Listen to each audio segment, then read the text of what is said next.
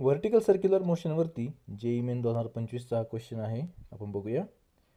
A bob of mass m is suspended at point O by light string of length L and left to perform vertical circular motion as shown in the figure. Initially, by applying horizontal velocity v0 at point A, the string becomes slack when the bob reaches at point D. The ratio of kinetic energy of the bob at point B and C is. तर B आणि C या पॉईंटवरती त्यांची kinetic energy काय आहे त्याचा ratio तो आपल्याला काढायचा आहे. आणि त्यासाठी आपल्याला सांगितलंय काय की D पॉईंटवरती तो जस्ट स्लॅक होतोय. म्हणजे हा मिनिमम व्हेलॉसिटी आपण दिलेली आहे. तर VA जी आपल्याला V0 दिली ती किती असली पाहिजे? ती असली पाहिजे √5GR. ओके, मग आपल्याला VB आणि VC काढायचं आहे किंवा कायनेटिक एनर्जी ॲट B आणि कायनेटिक एनर्जी ॲट C काढायचं आहे. तर ही जी हाईट आहे ए पासून बी पर्यंत ती किती असेल? ती असेल, ही हाईट असेल आपल्याकडं R/2, कारण R cos 60.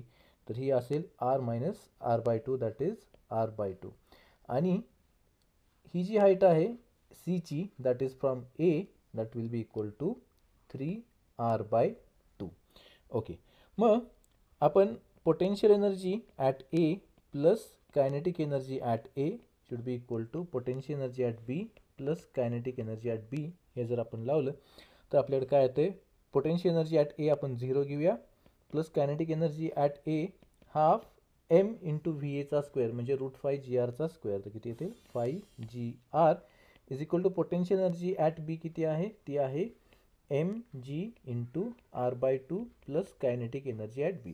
तर इथून आपल्याला कायनेटिक एनर्जी ऑफ बी जी येईल ती येते 4mgr divided by 2, that is equal to 2mgr. Okay, similarly आपण potential energy at A plus kinetic energy at A is equal to potential energy at C plus kinetic energy at C हे लावलं तर potential energy at ए 0 आहे, kinetic energy आहे 5mgr/2 is equal to potential energy at C किती येईल? ह्या हाईटवरती आहे तर ती येईल 3/2mgr plus kinetic energy at C.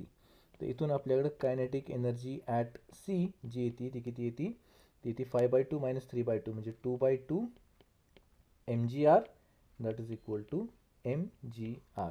मग kinetic energy at B divide by kinetic energy at C, तर आपला रेशो किती येईल? तो येईल 2:1, ऑप्शन सी.